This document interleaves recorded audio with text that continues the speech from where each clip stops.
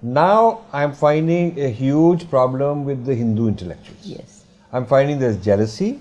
Their standard is not necessarily that good. There, if you do appear, like we are having these conferences, and a lot of people want to get in and give opinions, outbursts, lack of rigor. So I'm finding that there's a large community of these people who go to sammelans and manthans and conclaves, but that really don't have a whole lot of research done. And it's more like op-eds full of emotion. Absolutely agree with you. You agree with that? Absolutely agree. Many times when I started doing research, and I would, I would meet some Western scholars, and they would say that you are so agitated about our writing and the left writing. Please give us the counter literature which we can read. Exactly. And there is no counter literature. Exactly. What has happened is that among the Hindu so-called intellectuals, slogans have taken the place of academic work. The new government hasn't helped in that regard. And, I'm sorry. No, I absolutely agree. Yeah, because I'm finding that the old guard and people who've been very loyal to the party or loyal to some politician, they get these kinds of posts, and they're actually their standard of discourse is quite shoddy. And what is surprising is that all these decades, a movement which calls itself a cultural movement has not done any homework on any topic that is in dispute. They don't.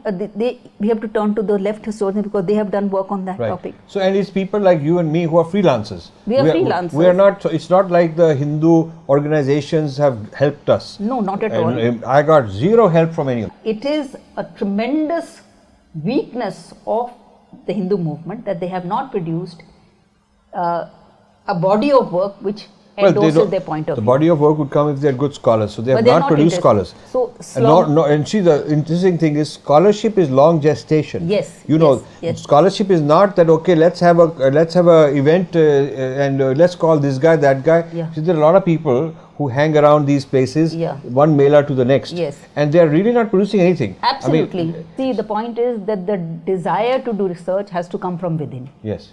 You have to be so convinced of the rightness of your position that you are willing to sacrifice so many years of your life to produce one worthwhile work.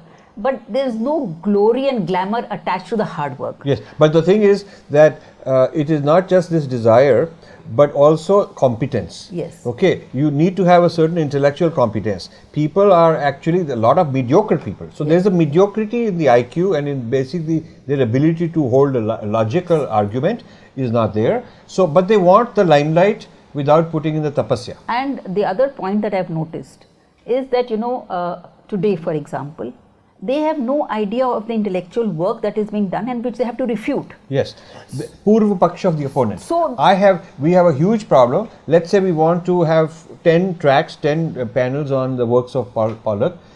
We have a call for paper. We're willing to incentivize, we're willing to give stipends. Most of the typical Hindu type people haven't read it, don't want to read it, but they're full of opinions. So what I told one of them, I said that you are aware of Irfan Habib, etc. But the point is, what about the next generation of Western scholars who are continuing the work of these people? That's correct. So I said that the second generation of left scholars in India may be opting out of this ideological battle and doing hardcore research on purely academic small themes. But there is a new generation of Western scholars who produce so much work. Don't you think you have to counter that? Yes. But they don't even know the names. Because there's laziness, there's incompetence, they're not well read, and they're more interested in quickly getting in the good books of the political establishment to get up.